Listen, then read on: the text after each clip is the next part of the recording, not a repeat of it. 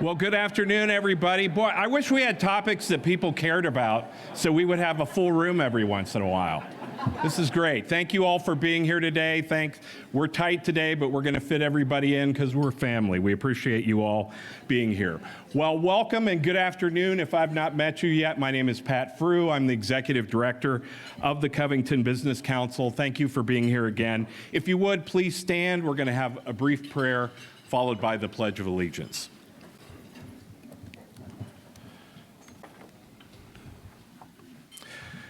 Heavenly Father, we thank you for this day. It's because of your great love that we are not consumed, for your compassions never fail. They're new every morning. Great is your faithfulness. We see that in the economy and the blessings that we have in our community with new businesses, and in the case of our discussion today with new roads and things that will continue to bring even greater progress to our city here in Northern Kentucky and in our region. It's not always without challenges, but blessings nonetheless. So please bless this food to our bodies and the hands that have prepared it. It's in your name we ask. Amen.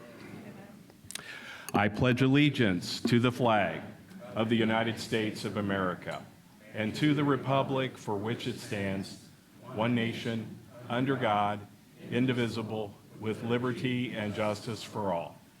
Thank you. You may be seated. I want to thank our great sponsors today, St. Elizabeth Healthcare, Carrie and team here. They are our Luncheon title sponsors for all of 2025. The Milburn Group is today's Luncheon sponsor. Our supporting sponsors, ECT Cleaning and Midwest PayLink.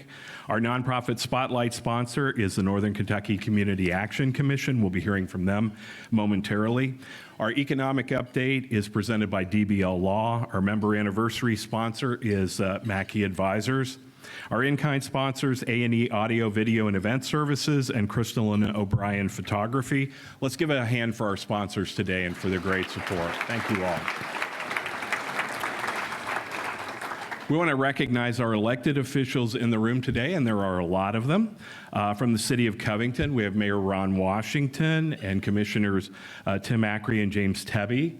Covington Independent School Board Chair Tom Haggart is joining us today. Thanks, Tom. From Kenton County, Judge Chris Knockelman. Judge, thank you for being here today. We also have State Representative Kim Banta. And also we have the whole county represented here today. In addition to the judge, we have Park Hills Mayor Kathy Zembrandt, we have Crestview Hills Mayor Paul Meyer, Erlanger Councilwoman Diana Nicely, and then also in the neighboring county, Campbell County Commissioner Tom Lampe. Thank you all. We also want to salute our CBC board members led by Chair Jackie Roberto, Foundation Board Chair Tony Milburn. In fact, would all of our board members present today please stand? Let's give them a round of applause along with our elected leaders. Thank you all for all that you do.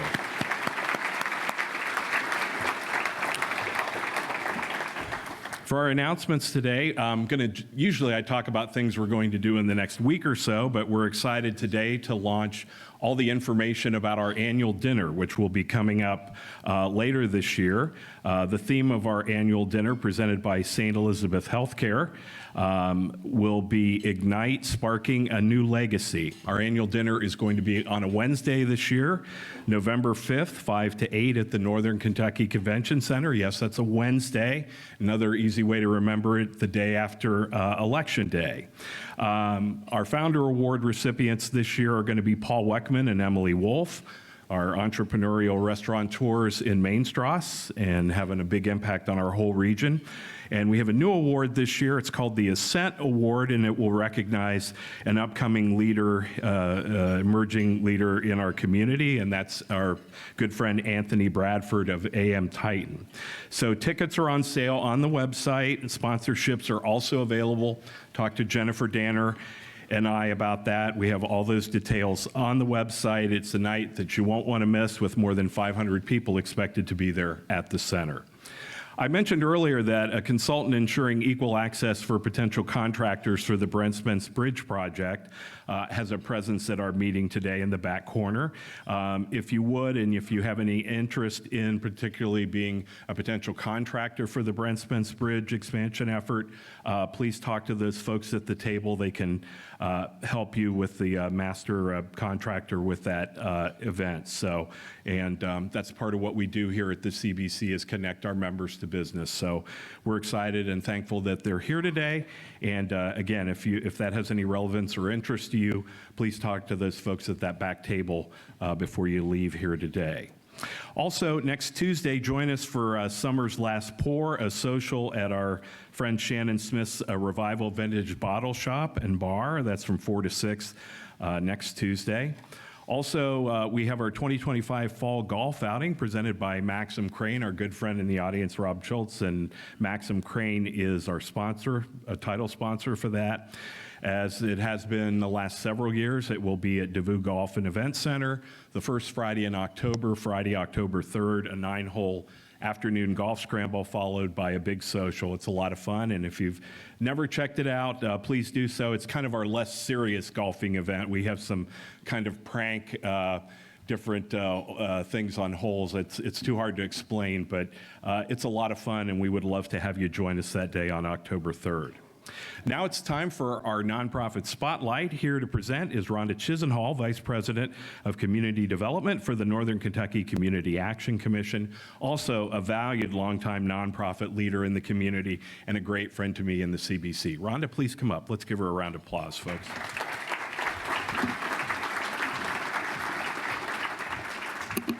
Thanks, Pat. So it's exciting to get to present and talk briefly about what Community Action does to this room full of people. So this is a great month for us to be selected to be the nonprofit spotlight, but I know that y'all are not really here to listen to what we do. There's much more exciting topic coming after me. So I'll just try to keep it brief. But Northern Kentucky Community Action Commission, we are a nonprofit organization in Northern Kentucky. We cover the 8 counties of Northern Kentucky, so Kenton, Campbell, Boone, and the 5 outer counties. We are mostly federally funded. We're an independent nonprofit organization, but a lot of our funding does come through federal grants. Our mission is to promote, educate, advocate, and provide equitable services to elevate the quality of life for the people we serve. So we're really here to help those people in need to achieve self-reliance, independence, be able to support their families. And our vision, of course, is empowered individuals, strong families, and thriving communities. So if we can help those individuals to be able to provide for themselves and provide for their families, that makes strong families. And when we have strong families, that makes our communities thrive. So it's an important issue to everyone to help those families to be self-sufficient. So kind of our focus areas, we focus on helping with housing, creating safe and affordable communities for all income levels, preparing educational success. So our biggest program, and most of you have probably heard of, is Head Start. So our Head Start program prepares children for educational success and works with the families of those children. We do work in career opportunities, providing people opportunities to succeed. And then also enabling families to be self-sufficient. So really that self-sufficiency, self-reliance is our goal for all families we work with. So just kind of a few things about what we do. We provide assistance to over 35,000 families a year in Northern Kentucky. Through our housing, we keep families safely in their homes. We prepare children for kindergarten and beyond, leading to success in school and even on into adulthood. We help keep the lights and heat on for a lot of struggling families so that they can remain in their homes. And we make payments to utility companies. So we're not just helping those families, but we're helping the economy as well. Securing employment, enabling parents to support their families. So a lot of families that come to us are underemployed. A lot of people think that we serve people who are unemployed and not working, but the majority of the families we work with are employed. They're just underemployed. And then we help single parents secure college degrees, housing, and employment to really break that cycle of poverty. And so one of the programs our program that does that specifically is our Lincoln Grant Scholar House here in Covington.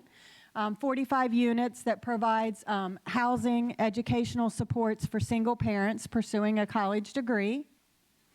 And then the other program I just kind of want to highlight is our Head Start and Early Head Start program. So every year we prepare over 400 children each year for academic success through our 6 locations in Kenton, Campbell, Boone, and Pendleton counties. And so without Head Start, a lot of those children would not come into the school system on grade level, kindergarten ready. And without Head Start, a lot of those parents of those children would not be able to work because they can't afford private preschool. They don't have the funding to pay for that. And so Head Start actually allows those children to learn, but it allows those parents to go to work and contribute to our local economy as well. And so that's everything I have. Thank you.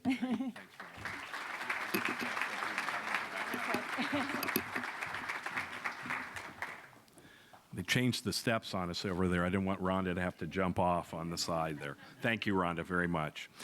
Now we'd like to introduce you to some of our newest CBC member companies and their representatives. As I say your name, please remain standing until we finish with this segment, not only the new members, but a couple of our anniversary members today. First, we have Alexandra Harsacki, Howard Nunn, and Bloom CPAs. There you are in the middle. Providing strategic tax advising and accounting services to business owners focused on growing their bottom line. Arian Green, NKY AI, is an AI and automation agency that helps businesses leverage AI to automate tasks, streamline workflows, and grow. Rachel Lyons, Real Talk Therapy, helps individuals and couples and families find authenticity within and strengthen meaningful connections for purposeful life. Scott Trent, Skylight Financial Group, retirement plan design, executive benefits, and employee engagement strategies, custom catered to support leadership vision for sustained growth. Jean Perry, Summit Risk and Resiliency Services. Delivers insights and practical strategies to manage security, safety, and preparedness risks for government, critical infrastructure, and organizations. Jordan Swackhammer, The Delish Dish, a women-owned catering company crafting gourmet, globally inspired menus tailored to diverse dietary needs. CEO Craig Townsend, U.S. Playing Card Company, a subsidiary of Belgian card manufacturer Cartamundi, is one of the oldest playing card makers in the world, established in 1867. In fact, some of their initial work way back then was printing circus posters, of all things. So, also, we want to recognize our anniversary members today. Thanks much to Mackey Advisors and Sarah Grace Moore for supporting that. Our longtime members are both groups that have been members for 2 decades. Bricker Graydon, Tom and Steve, if you'll stand, Tom Pruitt and Steve Smith, a 20-year member throughout the Graydon Head and whole Graydon era there. And then Burke CPAs, Pam Loudon, Matt Tarka, and Laura Sokolowski, also members for 20 years. So we appreciate that. Let's hear it for all of our new and not so new members. So thank you all for your support. Appreciate you. Yeah.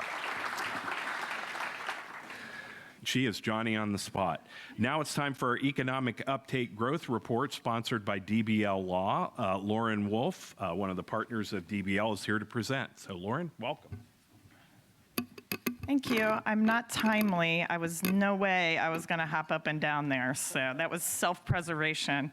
Again, I'm Lauren Wolf, a partner at DBL Law in our Economic Development and Government Advocacy Group. And we have offices in Cincinnati, right here in Covington, on 4th Street in Louisville. Now that we're kind of in a rush, I'm going to save all my, traffic jokes for today's topic. But actually, really, in reality, I promised I wouldn't make traffic jokes because I've lived here for 18 years. And after many, many years, our business has returned here. And infrastructure, and especially these bridges, are just so important to our region, and it really impacts our businesses, but also just how we live, work, and play. So I won't say I'm excited about the next several years of construction, but I know it's going to be so important, even as a resident. So I'm going to get my steps in around Covington. I know that's for sure. And there's no better update than John Sadowski with the City of Covington.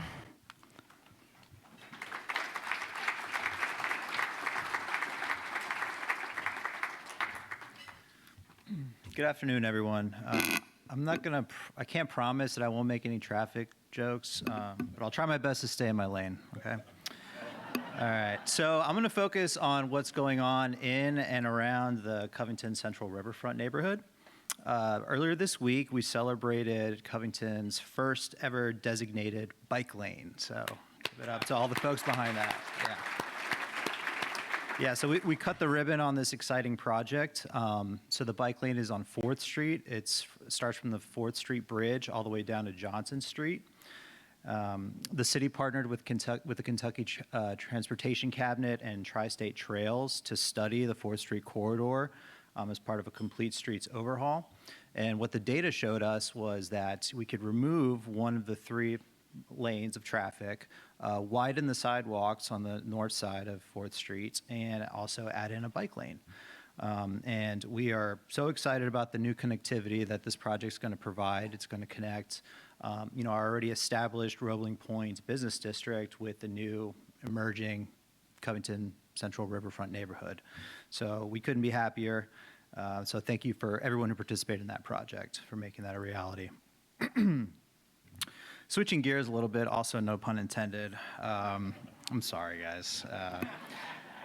Last month, the neighborhood achieved a very significant milestone.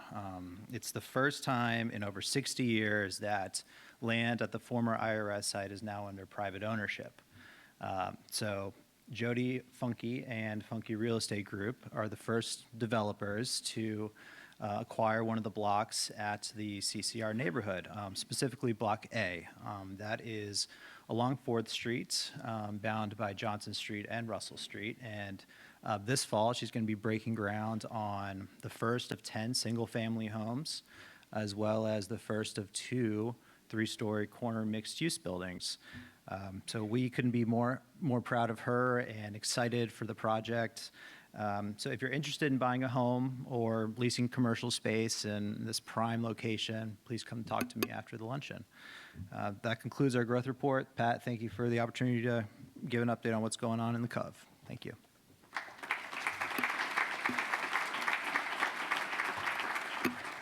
Thank you, John. Now on to our program. Our sponsor this month is the Milburn Group. The Milburn Group is a business and professional services organization based in Covington, led by Tony and Amy Milburn. The group is recognized for its significant role in revitalizing the community, particularly through real estate development, business creation, and the support of historic renovation projects. The Milburn Group, as many of you know, has also been instrumental in projects such as boutique hotels, co-working spaces, and local hospitality venues, just like the recently christened Wenzel Distillery and Events Center, earning acclaim overall for all of Milburn Group's work for fostering economic growth in Covington. Thanks for your support today, Tony. We certainly appreciate it. And I want to introduce CBC board member and Duke Energy Director of Infrastructure and Public Engagement, John Hurd. By virtue of his title, and he'll tell you a little bit more about that, you might guess that John is highly involved in these complicated road projects. He and the panel today will be discussing, obviously, the Bent Spence Bridge Corridor project and the 4th Street replacement between Newport and Covington, how this is going to enhance safety, reduce congestion, and strengthen connections throughout northern Kentucky. Obviously, the benefit that it's going to have in the long term. So please welcome John Hurd.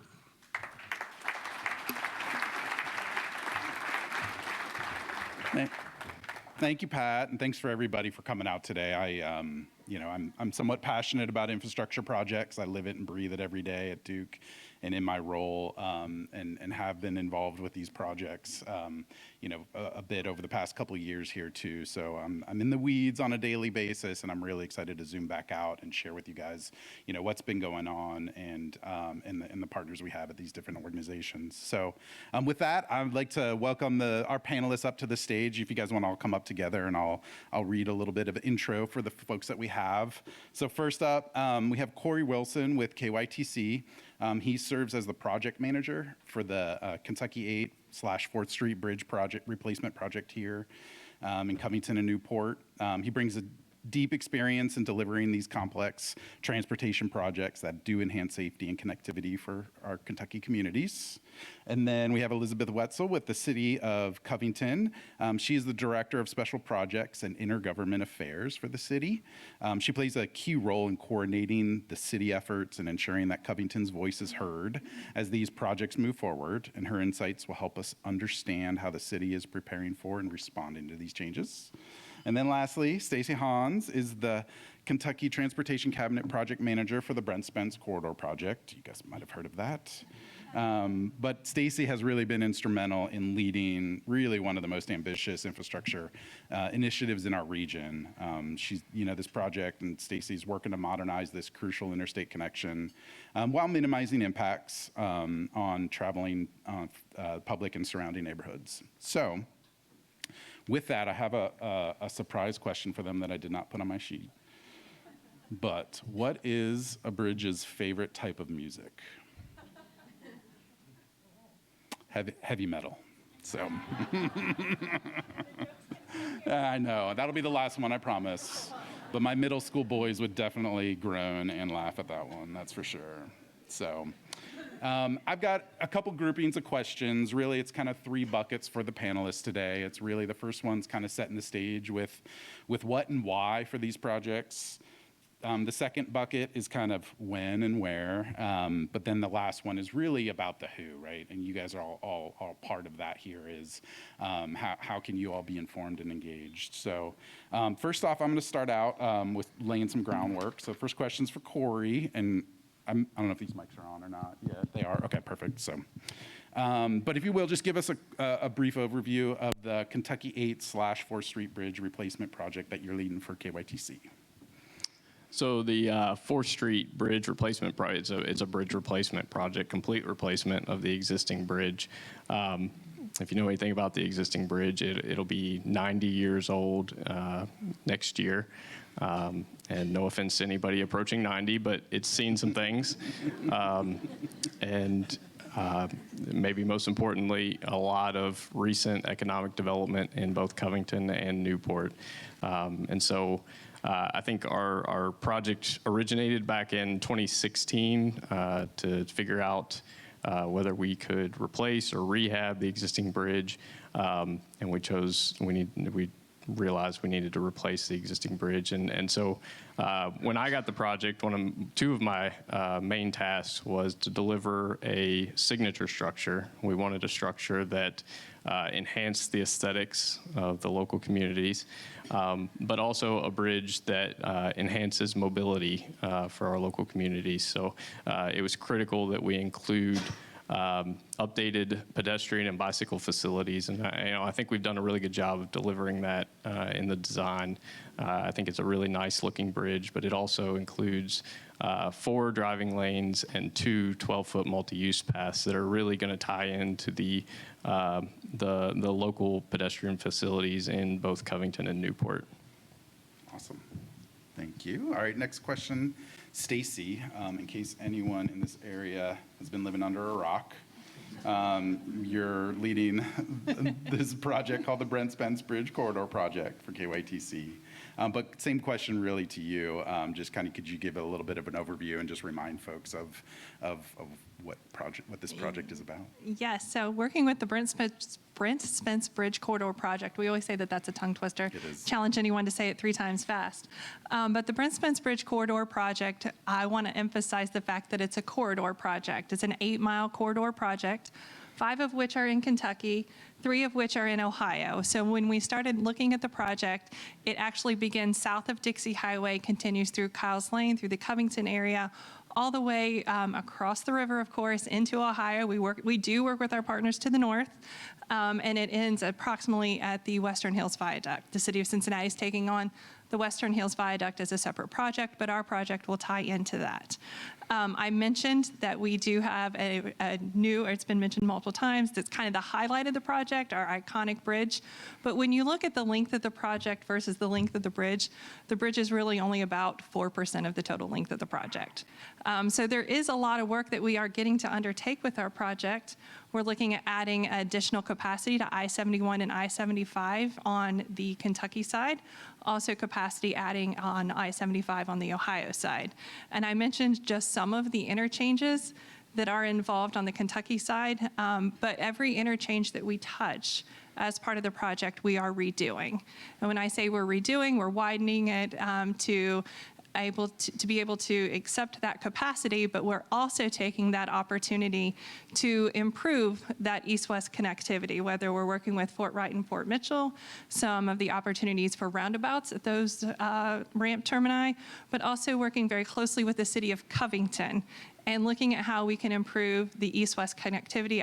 One of my examples that I talk to Elizabeth about all the time is working on 9th Street in Goble Park. You have Goble Park on the east side of the interstate. You have Lewisburg, which is a residential area, on the west side. The 9th Street underpass is there today, but looking at opportunities for us to improve the east-west connectivity, including enhanced pedestrian facilities, enhanced bicycle facilities, but carrying that theme all the way through the Covington area that ties into the existing themes that they have going on in their area. Thank you. And you set that up well, because my next question is for Elizabeth, who fortunately or unfortunately doesn't have to lead one of these projects, but obviously has a critical role here for the community and the city. So could you describe that a little bit, just kind of what your role is with relation to these projects and how you're involved? Certainly. So first, thank you for the invitation to talk to everyone today. My part in this project and several other projects that are ongoing in Covington, because there are a lot of them. Some may be leading a project. But in this case, I am liaison with Kentucky Transportation Cabinet.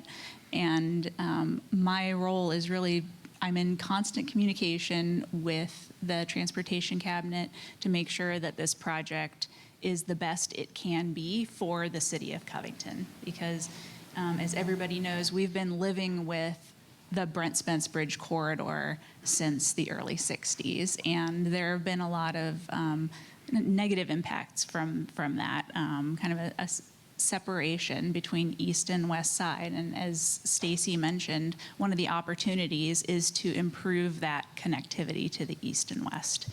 A lot of the enhancements that we've been working on address streetscape improvements, pedestrian and bicycle connectivity, along with the vehicular connectivity. So that's really been my role, is just making sure that every step of the way, everything that's being considered benefits the city of Covington for its businesses, its residents, and the people who come and visit us.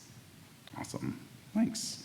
And you guys did, but all three of you guys did cover some of the whys about these projects and the need for them.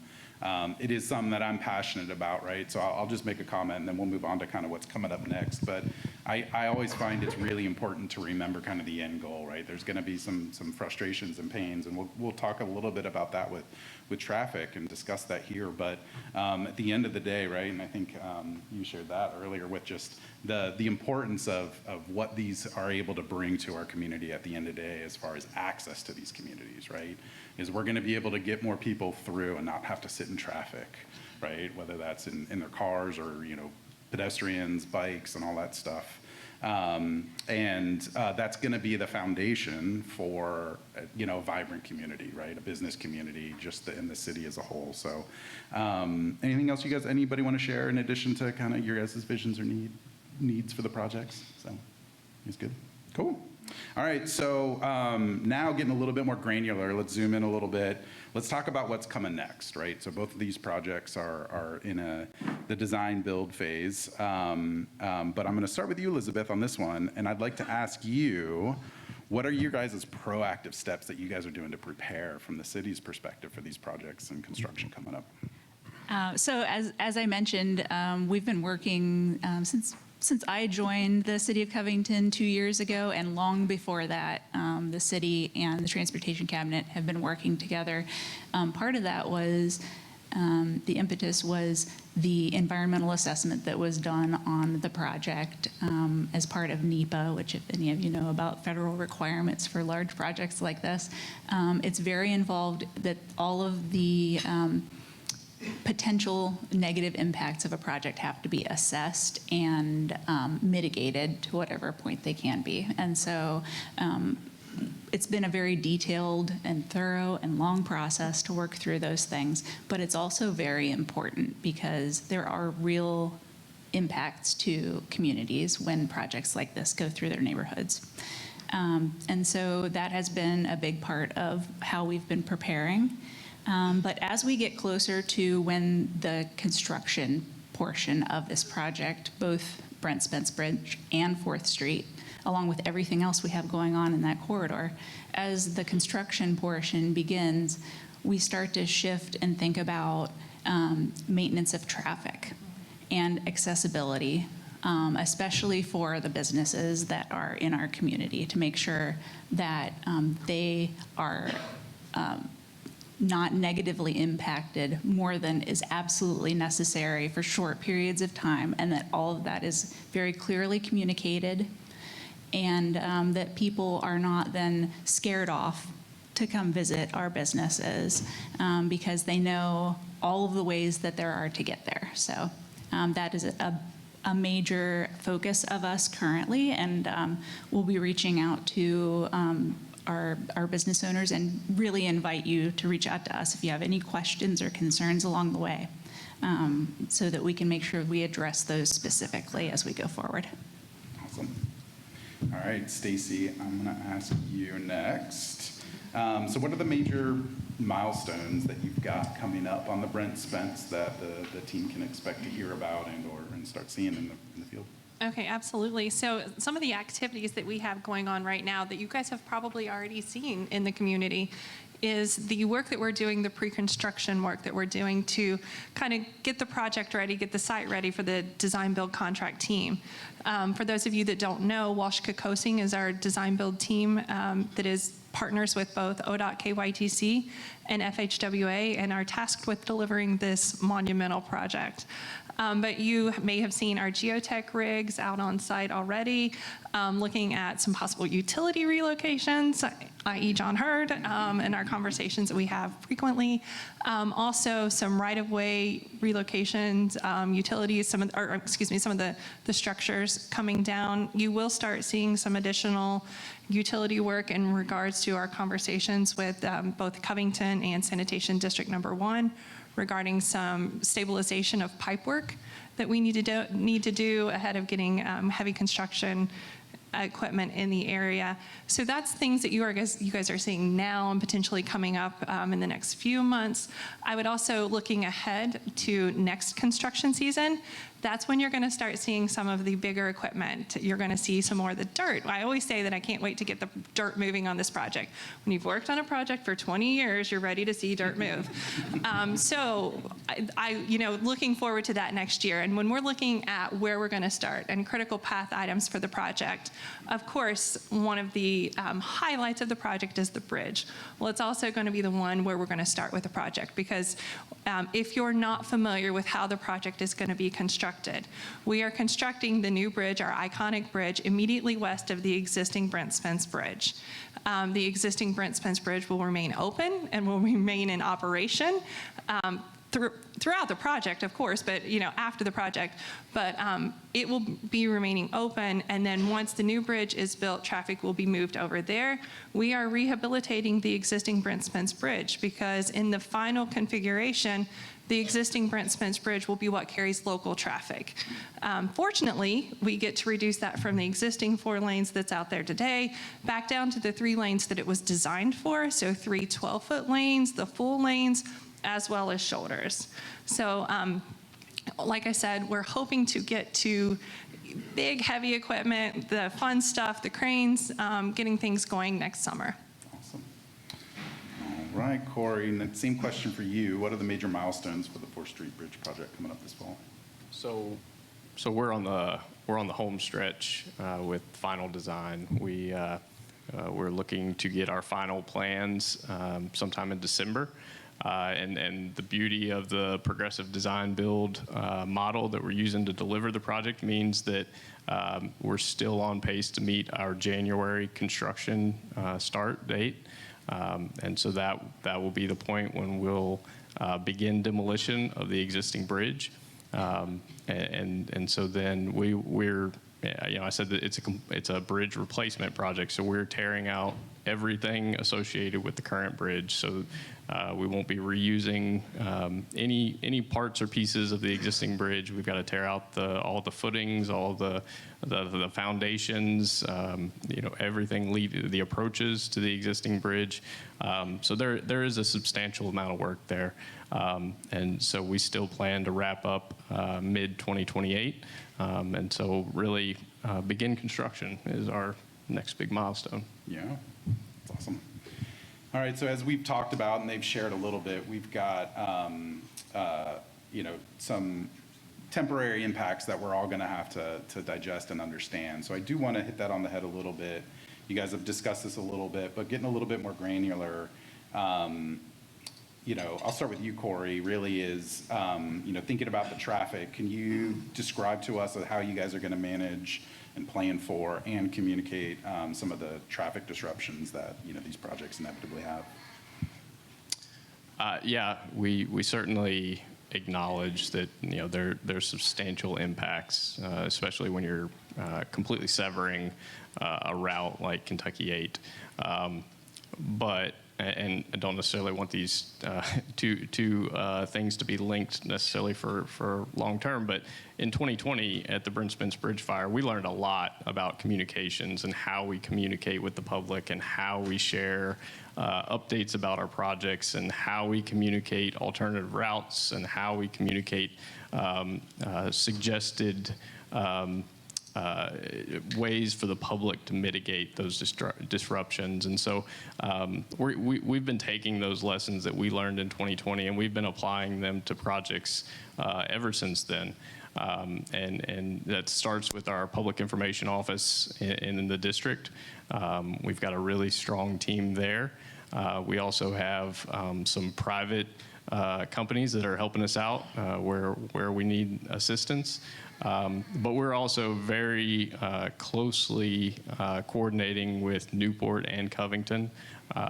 Elizabeth probably gets tired of hearing from me. We meet very regularly, and a lot of the times what we're talking about is how do we communicate, especially when there are specific concerns from business owners and from the public, and how do I get from here to there, and how is this going to impact me during construction, and how long is it going to impact me? And so we have those conversations, and I would just encourage anyone, Covington and Newport, they're both they're kind of our eyes and ears in the local communities, and so they bring a lot of that feedback back to us, and we just very openly discuss it as a project team.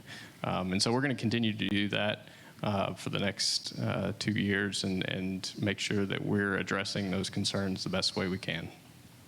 All right, I'm going to go to you, Elizabeth. You segued that well for me, too, is how are you holding these two accountable as these project plans and we communicate for? But no honesty, right? Just how do you guys at the city envision, communicating, sharing information, relaying information, as well as, the concerns that you guys hear from the communities? Yeah, so one of the good things is that City of Covington government really is representing the people of Cincinnati. Oh my gosh, I used to work there. Forgive me. The people of Covington. And so, we really do take to heart the things that you share with us, and we are then in communication directly with the people that can do something about it. And we are there to represent everybody's interests, and especially recently, a good example is with the 4th Street Bridge. the foot of that bridge goes through historic Licking Riverside.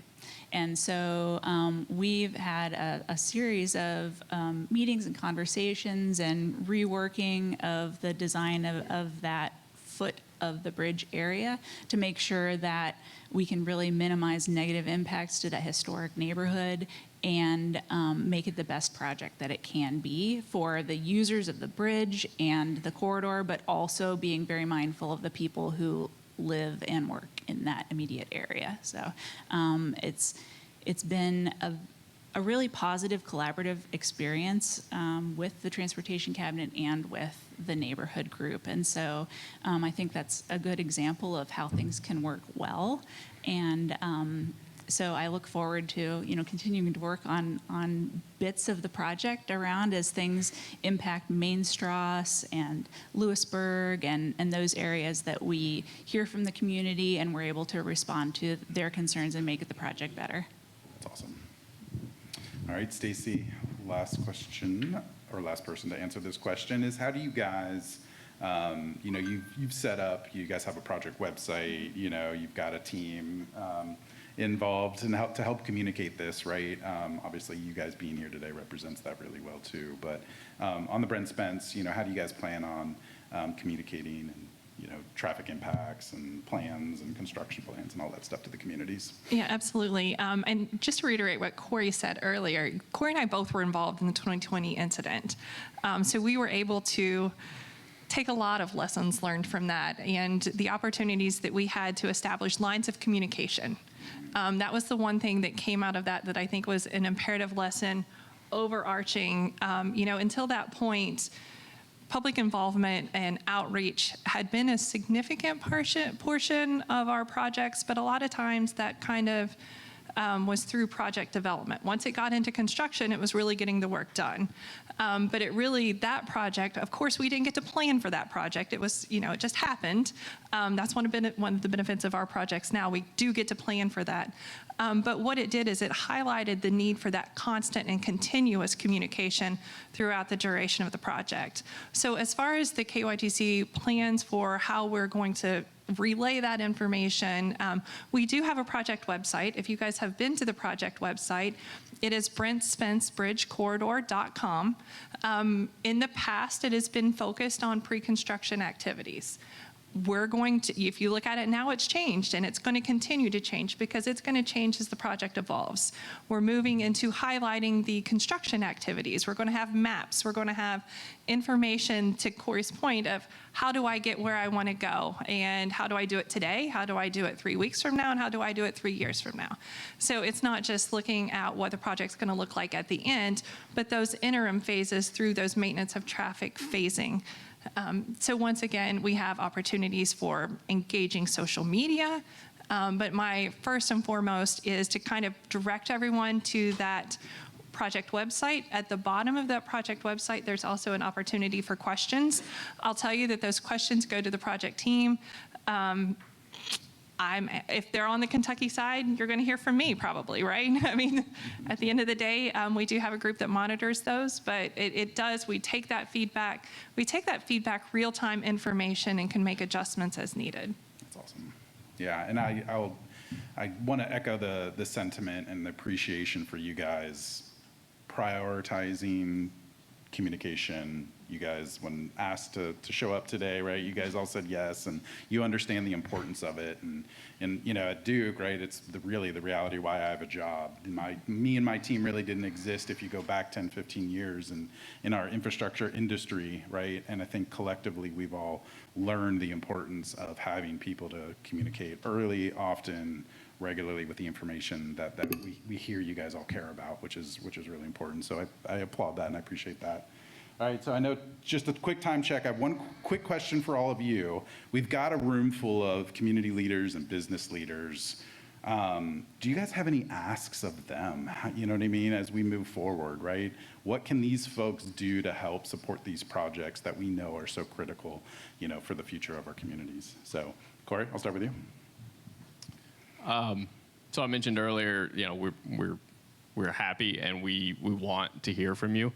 We want to hear your feedback, especially during construction. we want to hear your creative ideas of how we can participate in solving problems during construction. We're not blind to the struggles that our projects can be associated with. But we want to hear from you, and we look forward to your feedback. And those are conversations, like I said, that Elizabeth and I have been having already. Is how do we engage the community? How do we get your feedback? And I do want you to know that we do want your feedback, and we want your ideas. I can't promise that we're always going to be able to act on those, but we will do what we can with the resources we have. Elizabeth? My ask to all of you in this room is, if you have a question, if you hear a rumor, please ask about it. And if it sounds scary, then there may be a grain of truth to it, but there's so much around it that will make it so much less scary with the information. So please reach out. You can reach out to me, any one of our elected officials, the city manager, our communications manager, Dan, any one of us, the transportation cabinet, because like Corey said, we want to hear from you, hear what you're hearing, and we want to make sure that we are communicating that information that people need to know and want to know, because in a vacuum, it gets filled with all kinds of ugly rumors and half-truths and scary stuff. So yeah, please. Thanks. And Stacy? Yeah, no, actually, I was thinking exactly the same things that Corey and Elizabeth were saying. We need you guys to be our ears on the ground. We're not going to be the ones that hear everything. You guys are leaders in the community, and people are going to come to you. So if you can be those ears on the ground for us and share that information with us, share it up, but also share it back out. You don't always have to be the advocate for the project, but what I do ask is that you share correct information. There's so much misinformation out there sometimes that if people are just informed, that does change the discussion, and then we can focus on the roots, not all of the noise that's going on. And then, of course, my other ask is, we're all in it for the long haul, folks. It's not going to be great. There's going to be times where it's all going to struggle a little bit. So I ask for patience and help us make it tolerable. Yeah. But as I see these pictures of these bridges that we've been showing, I'm excited to drive across them when we're done. It's going to be pretty awesome for our community. So any time for questions for the audience? Yeah? Yeah, go grab the mics. Yeah. So open it up. So we got one there. Okay, Yep. yes. Hold on, I'll come get you. Thank you, Pat. Regarding the 4th Street Bridge, is there a project website for that? And when specifically is that bridge closing in preparation for that dismantle work? So yes, there is a website, and I'm terrible with URLs. I always have to look at it. It's ky8bridge.org. And that is our official project website, and that's where we post the most up-to-date information. So far, it's mostly been design updates, our renderings, history on the bridge, history of the project. You can get on there and figure out how we got to where we are today. But there's also there's a contact us section on the website, and that goes directly to our public information office, and then they are really quick to send those directly to me. And so we get those answered as quickly as we can. And your other question, when is the bridge closing? Yes. So mid-January is our current construction schedule. Okay, next question over here. Yeah, again, back to the 4th Street Bridge, and probably for Elizabeth and Corey. Is there work currently being done to reconfigure the Girl Scout Bridge exit to move traffic down away from the residential area with the weird kind of U-turn, to do two-way work on the 12th Street into Martin Luther King and bring people into the business district better? I'm kind of curious because it seems like shifting 10,000 cars a day, if they go one for one to that space, is an impact to that community, as well as the businesses trying to gather those folks. Yeah, so you've heard about all the things. We are working with the city, working with both Covington and Newport to make improvements on the Girl Scout Bridge. I don't know specifics about where we stand with implementing those right now, but it is something we're actively working with the city on. Okay, Lauren's got one. With both bridges during construction, I'm sure I'm going to cheat over and cross the Roebling Bridge. What's going to be done to protect that incredibly important but also fragile historic bridge?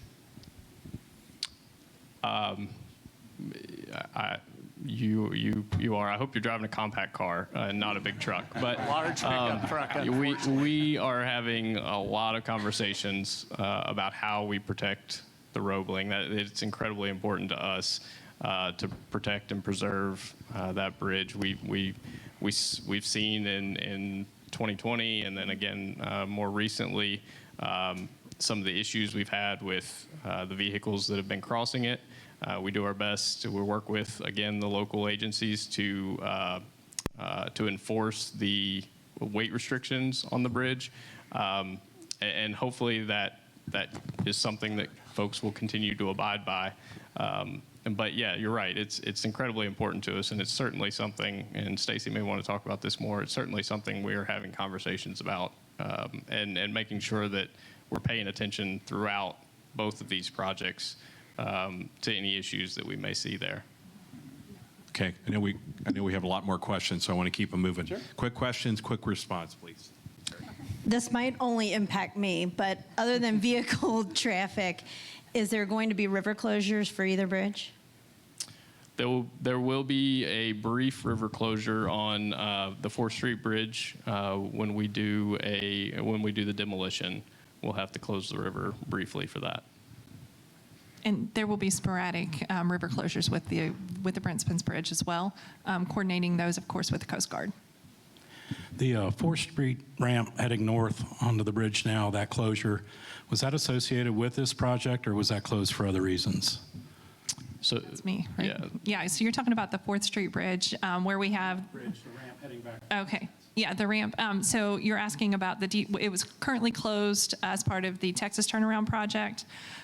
For your awareness, that connection will be reconnected as part of the Bent Spence Bridge Corridor Project. It's actually one of the first steps that we have with the MOT. I won't say it's the very first step, but it's one of the first phases to allow another exit point from the city of Covington. Another question over here. Well, I hear about exits in Covington and Fort Wright, and Park Hills is kind of left out of the mix because we get off both exits. And as well as Davoo is right next door. And I've gotten the bridge information, but I don't get any updates on, the availability of where these exits are going to come from, where they're going to go. Are you going to get to the Davoo easily, like it way back in the day? How is it going to impact our businesses? And, I've talked to Fort Wright about some signage, things like that. So where does Park Hills fit into your plan? Yeah, and you're right. Park Hills is obviously adjacent to the project. If you're looking at both the Pike Street exit and even the interchanges up at Fort Wright and certainly Fort Mitchell, as part of the project, we are trying to tie down to the existing streets as quickly as possible. So you're going to be able to access those through the CD system, through the local access, and tie down very similar to how you do it today. But as far as communication and how we're engaging others, we are reaching out to, one example is our emergency responders, something that we're going to have lots of communication with both during and post-construction response times. And the Park Hills folks have been engaged in that in the past. We're looking to have another meeting coming up soon. So being able to have, once again, that line of communication back and forth. Another question. We have time for one or two more quick ones if anybody has anything. Okay. I was just wondering, did I miss a timetable? No. Brent Spence, in terms of, you said when you're going to start some of the groundwork, but. Right. Yeah, no, so I had mentioned earlier that we are at 60% design. Later this year, we are working closely with the design build team to really hone in on the scope of the project, exactly what's being built, which allows us to define an updated cost and an updated schedule. So we'll have that information later this year, early next year, in coordination. Obviously, you know, KYTC has thoughts on how we would build the project, but I'm not the one out there pouring the concrete. So that's the benefit of having the progressive design model in place. We have the contractors at the table. They're going to be more efficient than I could ever think about. So they're going to help us establish that schedule. So yeah, this year we're doing some early utility work on the Duke side, and then some sanitation stuff, and then, you know, early next year we'll start seeing more concrete moving on the bridge next summer. Yep. Okay. Last question over here. You had mentioned setting a schedule. Just ballpark, if you had to guess, is it a 5-year project, an 8-year project? Yeah. No. Add those two together. Yeah, so. No, like I said, we have an idea of what we're thinking, but we're hoping that design build team is going to come up with efficiencies. There is some overlap. You know, we've spoken a lot about the river crossing, but there are other items in the project that are not necessarily what we call critical path. So where those are phased in based on where the resources are, that's going to help determine that. So I don't have an overall schedule at this point. Chuck, real quick. Do you have the end here? So at the end of the day, I know the original bridge was built for 40 or 60,000 cars, and pretty soon became 140,000 cars. At the end of the day, what will the increased capacity be for the Bent Spence corridor project? So if you're thinking about what's out there today, we have 4 lanes. In the final configuration, we're going to have 5 interstate lanes, plus the 3 lanes that's carrying the local traffic. So we've more than doubled the availability for that capacity. If you think about the original Bent Spence Bridge, it's designed for 80,000 vehicles a day, not nearly enough. KYTC as an agency tried to address that by the restriping. We're carrying almost double that now. So just the addition of lanes is certainly going to help with that capacity. Okay, I know these folks can stick around for a little bit afterwards. Let's give them and John a hand for a great job today. Thank you, panelists. Also, a quick request, our anniversary members, if you could stick around just for a couple of minutes for a quick photo with Sarah Grace, sorry. We'd like to do that. So want to thank our sponsors today, St. Elizabeth Healthcare, also the Milburn Group, ECT Cleaning, Midwest PayLink, Northern Kentucky Community Action Commission, Mackey Advisors, DBL Law, A&E Audio, Video, and Event Services, and Crystal and O'Brien Photography. Please join us next month. We'll be back to the Grand on September 18th as we hear about the work of LifeSci KY and the great potential of impact economically in our community. So again, thank you all for your patience today. We had a full crowd here today, plus, so we appreciate your interest and your engagement. Have a great start to your weekend, and this meeting is adjourned. Thank you all.